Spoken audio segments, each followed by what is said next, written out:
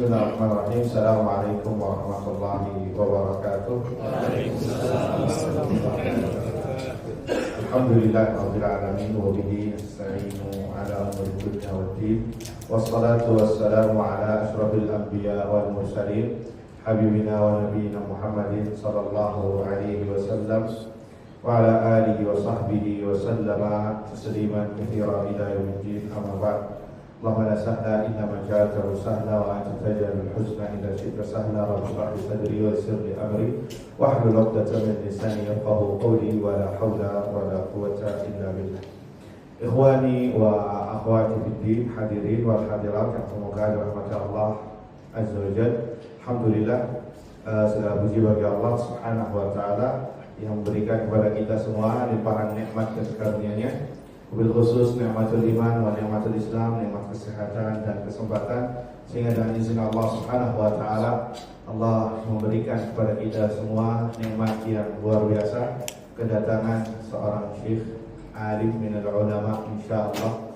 Beliau dari Urdun, dari negara Yordania, dan beliau ini adalah termasuk dari murid senior Syekh Al-Albani rahimahullah ta'ala, yang mana beliau berkhidmah kepada Syekh Al-Albani kurang lebih 18 tahun.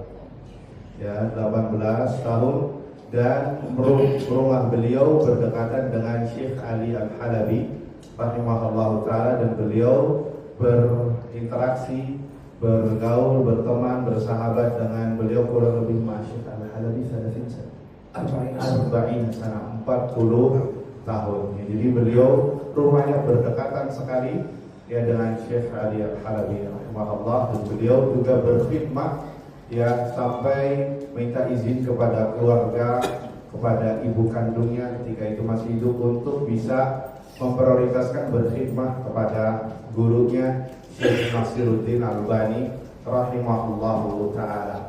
Ikhwani fiddin, azani Allah wa iyyakum. Beliau ini lahir di Palestina, di Quds, dekat Masjidil Aqsa, kurang lebih 250 meter dari mimbar Masjidil Aqsa. Lahirnya beliau, ya subhanallah, berarti beliau asli dari Palestina ya, lahir di sana. Kemudian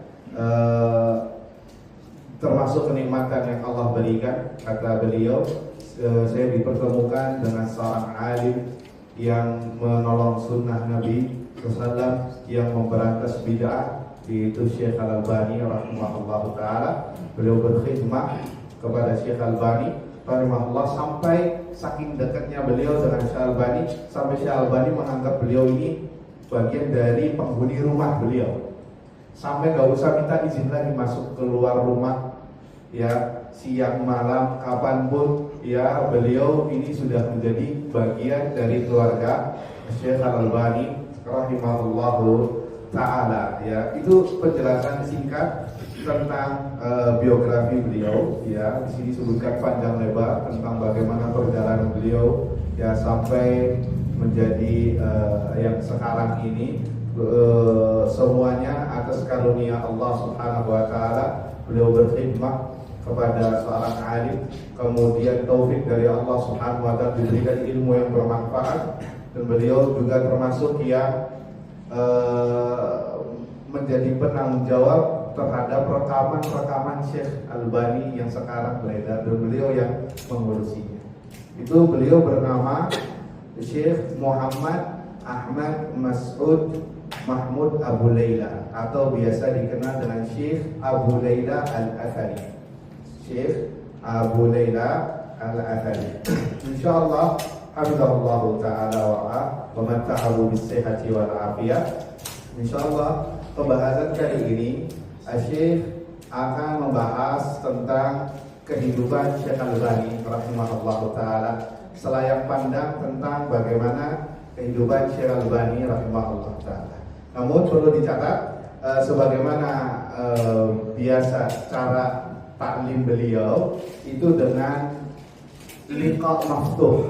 Kalau antum tahu liqa maftuh, yakni liqa antara soal dan jawab, yakni sesi tanya jawab. Antum bertanya ya, mungkin pertanyaan yang tentang masalah Syekh Albani, rahimahullahu taala, bagaimana kehidupan beliau, bagaimana kehidupan ilmiah beliau, ya bagaimana keseharian beliau. Insya Allah beliau akan menjawabnya, dan itu baru disampaikan tadi sebelum maghrib ya. Saya menginginkan agar soal wal jawab, bukan saya yang menyampaikan materi, agar nanti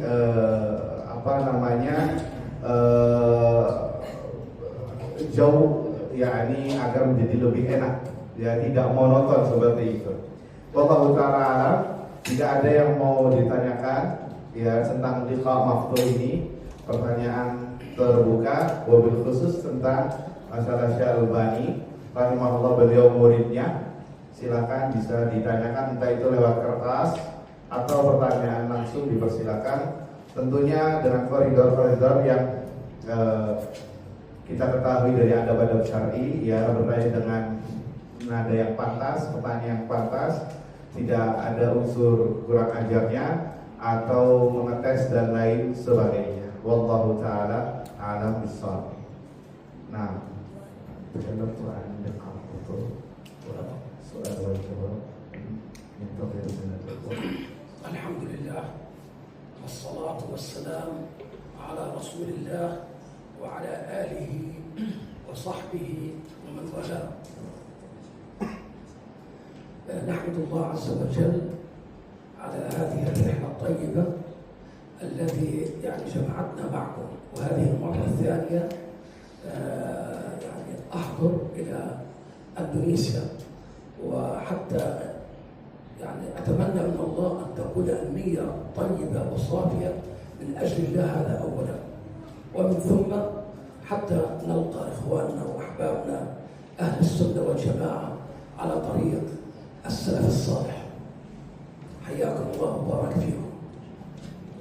Nah, beliau mengucapkan pujian kepada Allah Subhanahu wa taala, memuji dan menyanjung Allah Subhanahu wa taala, kemudian bersolawat kepada Nabi sallallahu alaihi wasallam. Setelah itu beliau mengatakan, alhamdulillah, segala puji bagi Allah yang telah memudahkan saya untuk bisa mengunjungi antum semua rihlah perjalanan safar yang baik ini.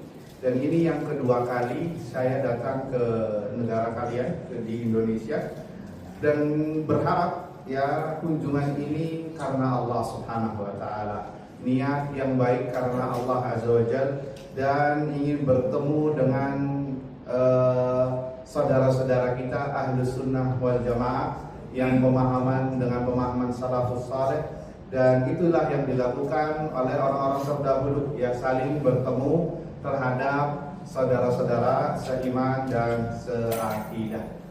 Itu sebelumnya penjelasan dari beliau. Kemudian beliau menginginkan dari antum semua, karena pembahasan kita tentang selayak pandang kehidupan Syekh Al-Albani rahimahullahu taala rahmatan wasi'ah. Bagi yang mau bertanya dipersilakan. Nah, waktu sangat terbatas. Ada kesempatan emas untuk silakan antum bisa bertanya. Beliau datang dari Urdun. Nah, Sultan. وقبل أن تبدأ الأسئلة أنبه على أمر نحن الآن نخالف فيه السنة. قول النبي صلى الله عليه وسلم: ما لي أراكم عزين، ما لي أراكم عزين، أي متفرقين. الأصل أن نجتمع كلنا ولو كنا على بساط واحد. هذه هي السنة الصحيحة. تقارب يا أخوانا، تقارب. نعم. Sunnahnya belajar itu jangan berpisah-pisah, kata Syekh. Sunnahnya itu berkumpul dalam satu tempat duduk, ya, tidak berpisah-pisah, dan itu yang dianjurkan oleh Nabi Sallallahu Alaihi Wasallam, dan seharusnya seperti ini nanti kajian-kajian setelahnya, insyaallah. Baik, Fadl yang mau bertanya. حياكم الله يا شيخنا، جزاكم الله خيرا على زيارتكم.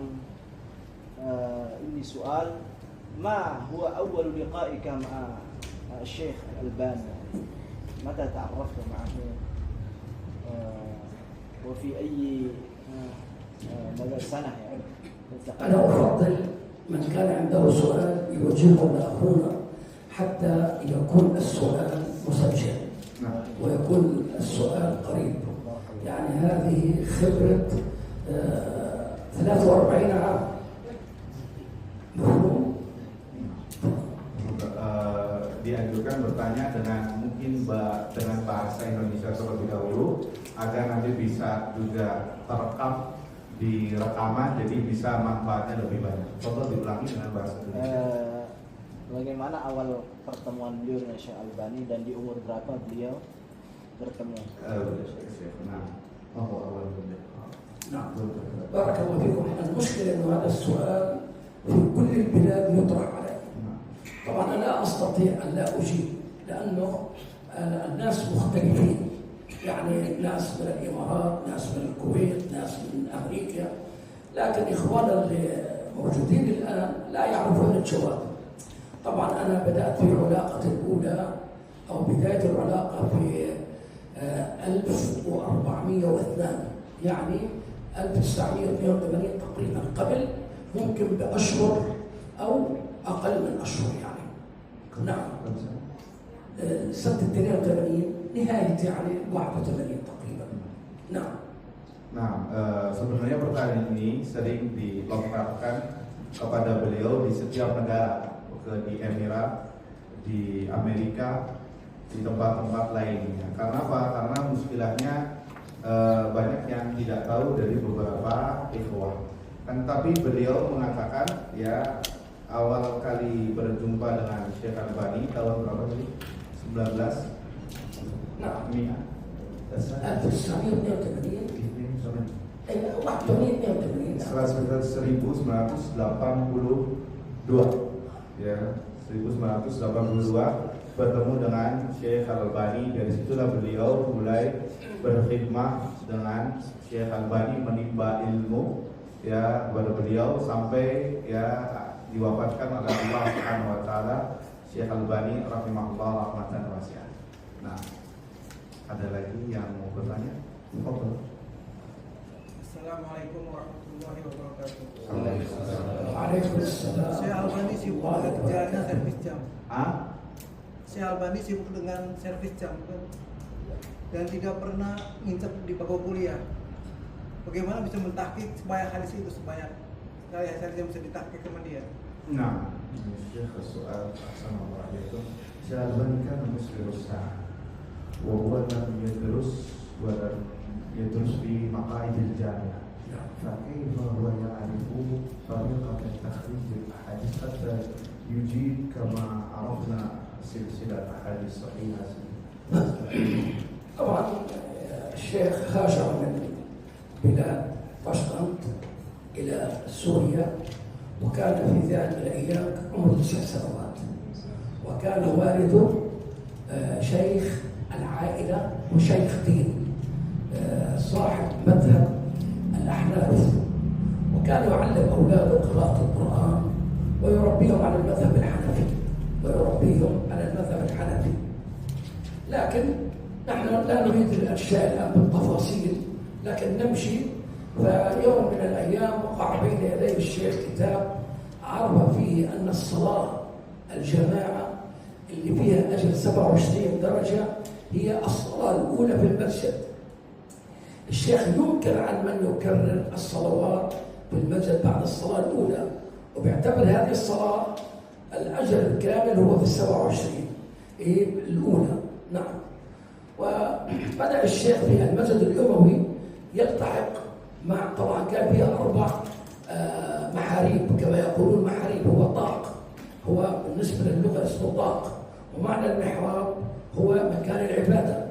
كان في للحنابلة محراب، وللشوافع واحد، وللمالكية وللأحناف. فيأتي أحيانا الشيخ مع أول جماعة تقوم حتى يأخذ الأجر ويصلي معهم، إن كانوا أحناف أو شوافع أو مالكية يصلي معهم حتى يأخذ الأجر الكامل في صلاة الجماعة.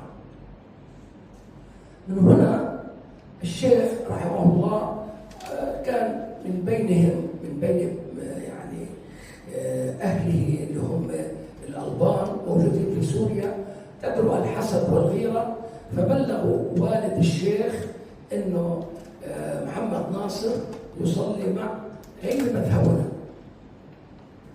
فجاء بالشيخ، كان أيام صغير، قال له يا ابني يا محمد نريد أن تبقى معنا على المذهب وتصلي معنا الصلوات كاملة.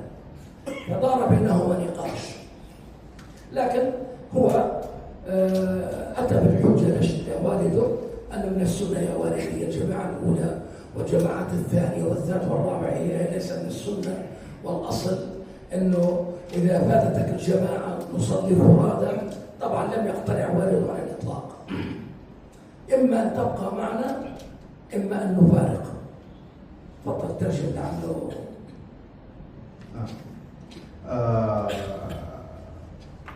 Secara umum ya, Syekh lahir memang dari negara Albania ya, kemudian beliau pindah ke negeri Suriah.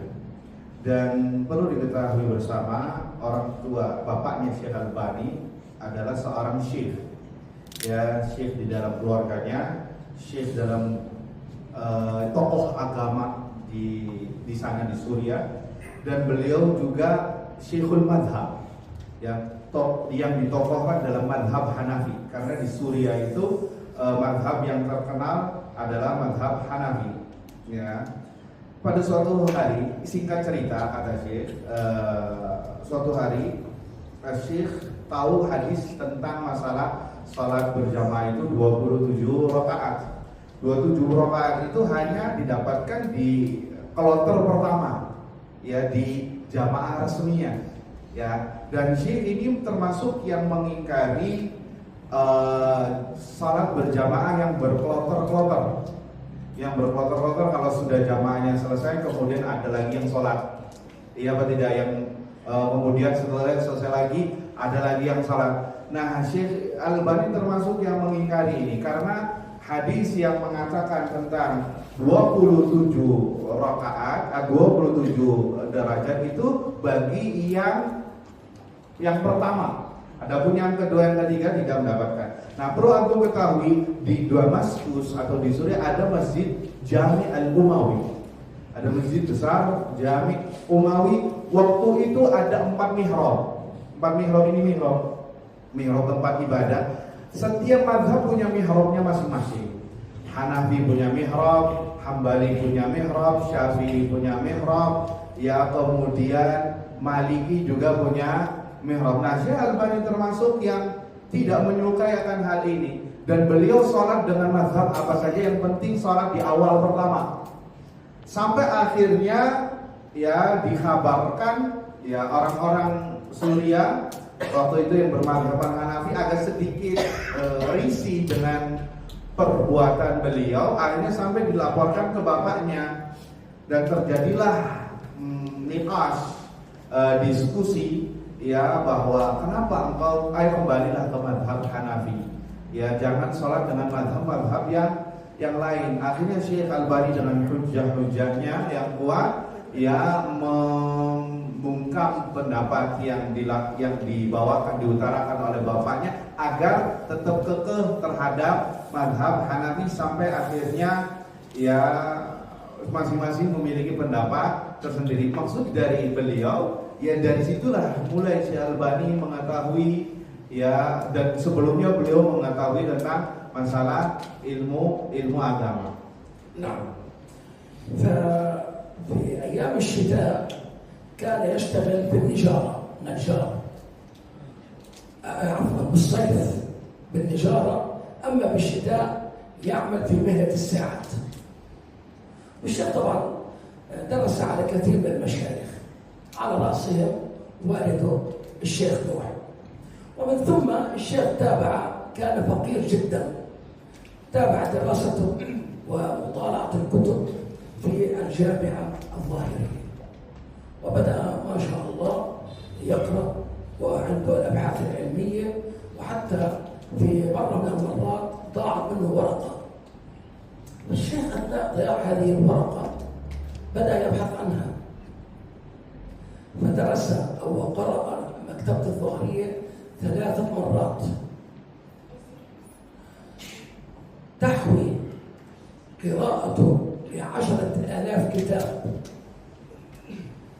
طبعا منهم الكتاب مجلد ومنه الكتاب 100 مجلد، حتى 100 مجلد يسمى كتاب، زي فتاوى شيخ الإسلام 37 مجلد، هذا كتاب. أي نعم، ما شاء الله. بدأ الشيخ حتى يعني أثناء تصديقه للساعات لا يشتغل يعني طول النهار، يشتغل حتى يأتي بقوته بأكله وشربه، ومن ثم يذهب إلى المكتبة الظاهرية ويبدأ بالبحث العلمي. حتى مرت عليه أثناء وجوده يصعد على السلم يجلس ساعات ويفتح المخطوطات، وهذه المخطوطات لم يسبق لأحد في عهده أنه فتحها ولا من قبل، لأنه كانت هذه المخطوطات موجود فيها أحبار القديمة كان يضعون بينه الرمال حتى لا تلتصق، هذه لا تلتصق. ومن ثم إذا نزل عن السلم وجد على أرضية السلم الكثير من الرمال كما كان يقول لنا. تفضل. Nah, kemudian ya, tobat